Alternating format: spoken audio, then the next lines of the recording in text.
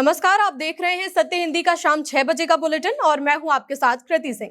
पश्चिम बंगाल में पहले चरण के मतदान का काउंटडाउन शुरू हो चुका है, लेकिन इससे पहले बंगाल में टीएमसी ने बीजेपी पर बड़े आरोप लगा दिए हैं कि चुनाव आयोग की सीक्रेट बैठक और बाहर से वोटर बुलाकर टीएमसी के खिलाफ साजिश रची जा रही है। जंग की बात करें तो ईरान ने हॉर्मुज में 2 जहाज जब्त कर दुनिया की रेड लाइन खींच दी है, जबकि इस्राएल ने लेबनान को अल्टीमेटम दे दिया है कि हिजबुल्लाह के खिलाफ हमारे साथ हाथ मिला लो। इस बुलेटिन में इन्हीं खबरों पर बात करेंगे, लेकिन पहले देख लेते हैं शाम की 5 बड़ी खबरें। बंगाल चुनाव से पहले सीक्रेट मीटिंग, टीएमसी बोली पकड़ी गई चुनाव आयोग की चोरी। आईपैक रेड मामले में ममता पर सुप्रीम कोर्ट पूरे सिस्टम को जोखिम में डाला। खड़गे के खिलाफ शिकायत लेकर चुनाव आयोग पहुंचे बीजेपी, कार्रवाई की मांग। इस्राएल का लेबनान को अल्टीमेटम, हिजबुल्लाह के खिलाफ हमसे हाथ मिलाओ। हॉर्मुज में ईरान ने कब्जे में ले लिए 2 बड़े जहाज, बताए ईरान की रेड लाइन।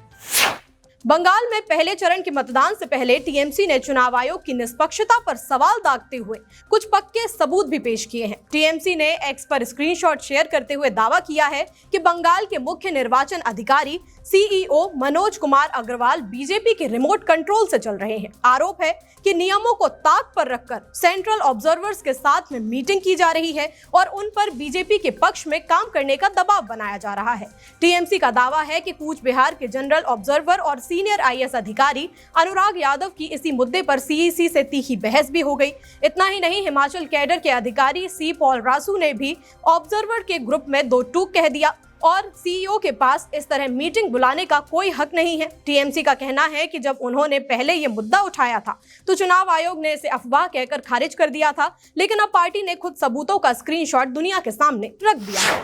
पश्चिम बंगाल में कल पहले चरण का चुनाव है, लेकिन इससे पहले टीएमसी ने बीजेपी पर बड़ा आरोप लगाते हुए चुनाव आयोग को पत्र भी लिखा है। टीएमसी सांसद डेरेक ओब्रायन ने मुख्य चुनाव अधिकारी को चिट्ठी लिखकर दावा किया है कि बीजेपी ने सूरत से खास ट्रेनों का इंतजाम कर वोटरों को बंगाल लाने की कोशिश की ताकि चुनाव में फायदा उठाया जा सके। ओब्रायन ने सीधे सीधे इसे रिश्वतखोरी और दबाव बनाकर वोट दिलवाने का मामला बताया। उन्होंने चुनाव आयोग से मांग की कि इस मामले में तुरंत नोटिस जारी हो, केस दर्ज किया जाए और इस पूरे खर्च को चुनावी खर्च में जोड़ दिया जाए। पश्चिम बंगाल में कल पहले चरण की वोटिंग होनी है, लेकिन उससे ठीक पहले सुप्रीम कोर्ट ने ममता पर तीखी टिप्पणी की है। मामला था आईपैक के दफ्तरों पर छापेमारी का, जिसमें ममता बनर्जी खुद पहुंच गई थी। जब पश्चिम बंगाल सरकार के वकील मेनका गुरुस्वामी ने इसे केंद्र और राज्य के बीच का विवाद बताने की कोशिश की तो जस्टिस प्रशांत कुमार मिश्रा ने कहा कि ये केंद्र और राज्य का झगड़ा नहीं है। सुप्रीम कोर्ट ने अपनी नाराजगी जाहिर करते हुए कहा कि हमने कभी नहीं सोचा था कि इस देश में ऐसा भी दिन देखना पड़ेगा कि जब एक सिटिंग मुख्यमंत्री जांच एजेंसी के काम में इस तरह दखल देंगी। आपने तो पूरे सिस्टम को मजाक बनाकर रख दिया है। ममता के वकील ने इसे केंद्र की राजनीति बताया और सॉलिसिटर जनरल पर दिखावा करने का आरोप लगाया। कांग्रेस अध्यक्ष मल्लिकार्जुन खड़गे के पीएम मोदी पर दिए गए बयान के खिलाफ अब बीजेपी मंत्रियों का डेलीगेशन चुनाव आयोग पहुंचा। आज दिल्ली में संसदीय कार्य मंत्री किरेन रिजिजू, वित्त मंत्री निर्मला सीतारमण और अर्जुन राम मेघवाल के नेतृत्व में मांग की गई कि खड़गे के खिलाफ कड़ी कार्रवाई हो और उनके चुनाव प्रचार पर पाबंदी लगा दी जाए। चुनाव आयोग से मुलाकात के बाद किरेन रिजिजू ने बेहद तल्ख लहजे में कहा कि कांग्रेस अब नीचता की सारी हदें पार कर चुकी है। उन्होंने याद दिलाया कि पहले भी पीएम को जहरीला सांप और नीच जैसे शब्दों से नवाजा गया, लेकिन उन्हें आतंकवादी कहना पूरे देश का अपमान है। रिजिजू ने आगे कहा कि पूरी दुनिया जिस मोदी को अपना आदर्श मानती है, उन्हें खड़गे आतंकवादी कह रहे हैं। जनता कांग्रेस को वैसी ही सजा देगी जैसा पीएम मोदी आतंकवादियों को देते हैं। आम आदमी पार्टी प्रमुख और दिल्ली के पूर्व सीएम अरविंद केजरीवाल से जुड़े केस से जज जस्टिस तेजस कारिया ने खुद को सुनवाई से अलग कर लिया है। दरअसल बुधवार को दिल्ली हाई कोर्ट में उस याचिका पर सुनवाई होनी थी जिसमें केजरीवाल और रवीश कुमार के खिलाफ अदालत की अवमानना की कार्रवाई की मांग की गई है। मामला चीफ जस्टिस देवेंद्र कुमार उपाध्याय और जस्टिस तेजस कारिया की बेंच के पास पहुंचा, लेकिन जस्टिस तेजस कारिया ने अचानक खुद को इस सुनवाई से अलग कर लिया। अब कल यानी कि गुरुवार को एक नई बेंच इस पूरे मामले पर फैसला करेगी। भारत के रक्षा मंत्री राजनाथ सिंह ने पहलगाम हमले की बरसी के मौके पर जर्मनी की धरती से पाकिस्तान को चेतावनी दी है कि भारत का इतिहास रहा है कि उसने कभी भी किसी पर खुद से हमला नहीं किया, लेकिन इसका मतलब ये नहीं है कि हम चुप बैठेंगे। उन्होंने एक सस्पेंस भरी चेतावनी देते हुए कहा कि अगर किसी पड़ोसी ने परेशानी पैदा करने की कोशिश की तो फिर ... यानी आगे क्या होगा इसका अंदाजा पाकिस्तान खुद लगा ले। उन्होंने तंज कसते हुए कहा कि मुझे बताने की जरूरत नहीं है कि हमारी सेना ने ऑपरेशन सिंदूर में क्या किया था। याद दिला दें कि 1 साल पहले आज ही के दिन यानी 22 अप्रैल 2025 को पहलगाम में 26 बेगुनाह सैलानियों का कत्लेआम किया गया था, जिसके बाद भारत ने 7 मई को जवाबी कार्रवाई करते हुए ऑपरेशन सिंदूर शुरू किया। बुलेटिन में आगे अभी और भी खबरें हैं। इस्राएली जासूस को ईरान ने दी फांसी की सजा, उठे सवाल। इस्राएल का लेबनान को अल्टीमेटम, हमसे हाथ मिला लो। हॉर्मुज में ईरान ने कब्जे में ले लिए 2 बड़े जहाज। विवादों के बीच नेपाल के गृह मंत्री ने दिया इस्तीफा। ईरान ने अपने ही एक अधिकारी को इस्राएल का जासूस करार देते हुए फांसी के फंदे पर लटका दिया है। आरोपी का नाम मेहदी फरीद था। ये कोई आम इंसान नहीं बल्कि ईरान की बेहद पावरफुल पैसिव डिफेंस कमेटी के मैनेजमेंट विभाग में तैनात था, यानी कि एक ऐसा शख्स जिसके पास देश की सुरक्षा से जुड़ी बेहद संवेदनशील और खुफिया जानकारियां थी। ईरान का दावा है कि मेहदी ने इंटरनेट से जरिए इस्राएली खुफिया एजेंसी मोसाद से संपर्क किया था। उसकी ऊंची पोस्ट को देखते हुए मोसाद ने भी उसे अपना मोहरा बना लिया। आरोप है कि मेहदी ने पद का फायदा उठाकर देश की सुरक्षा से जुड़ी वो गोपनीय फाइलें इस्राएल तक पहुंचाई जिनसे देश को बड़ा खतरा हो सकता था। एक तरफ ईरान इसे अपनी सुरक्षा के लिए जरूरी बता रहा है, तो वहीं दूसरी तरफ दुनिया भर के मानवाधिकार संगठन इस पर भड़के हुए हैं। उनका कहना है कि जंग के माहौल में ईरान तेजी से फांसी की सजा देता जा रहा है और कई मामलों में तो सही से ट्रायल तक नहीं कर रहा है। इसराइल लेबनान के बीच वॉशिंगटन में होने वाली अहम बातचीत से ठीक पहले इसराइल ने लेबनान सरकार के सामने एक बड़ी शर्त और एक बड़ी चुनौती रख दी है। इसराइल के विदेश मंत्री गिदोन सार ने लेबनान को कहा है कि अगर आपको और हमें अमन चाहिए तो मिलकर हिजबुल्लाह का मुकाबला करना होगा। सार ने चेतावनी देते हुए कहा कि हिजबुल्लाह को खत्म करने की जरूरत जितनी हमें है उससे कहीं ज्यादा आपको है। इसके लिए आपको हिम्मत दिखानी होगी और जोखिम उठाना होगा, क्योंकि इसके अलावा शांति का कोई दूसरा रास्ता नहीं है। अब सबकी नजरें वाशिंगटन पर टिकी हुई हैं, जहां गुरुवार को दोनों देशों के प्रतिनिधि आमने सामने बैठे होंगे और देखना होगा कि क्या लेबनान सरकार इसराइल के साथ हाथ मिलाएगी।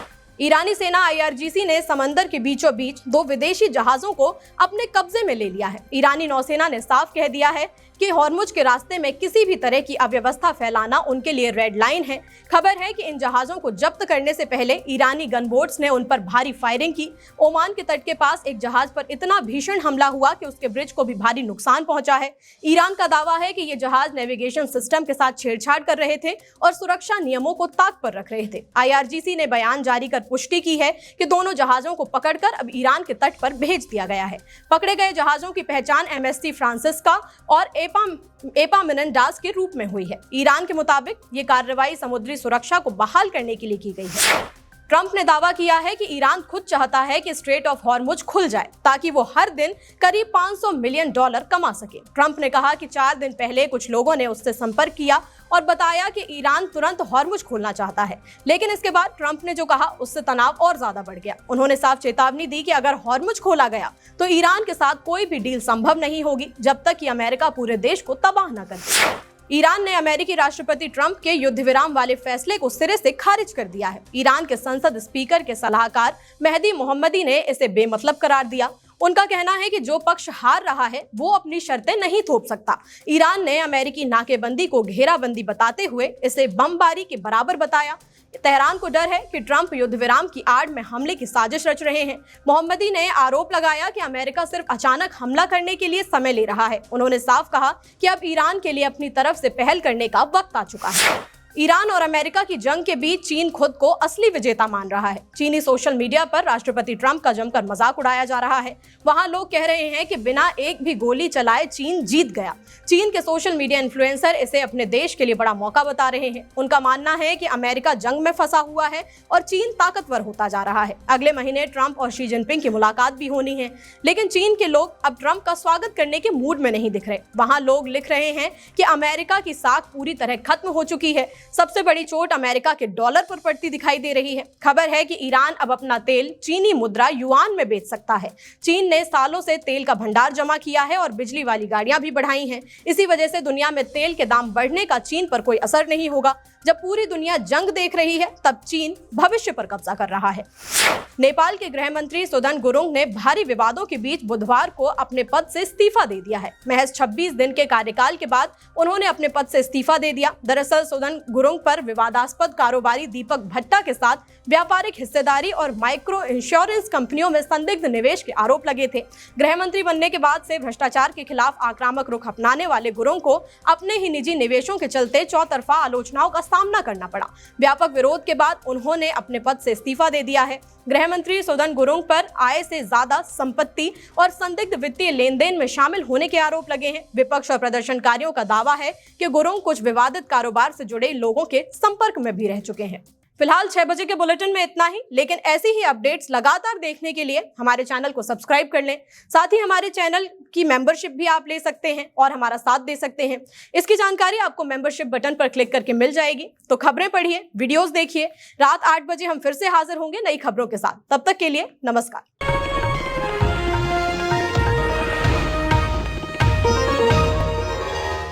Copyright disclaimer under Section 107 of the Copyright Act 1976. Allowance is made for fair use for purposes such as criticism, comment, news reporting, scholarship, and research. Fair use is a use permitted by copyright statute that might otherwise be infringing.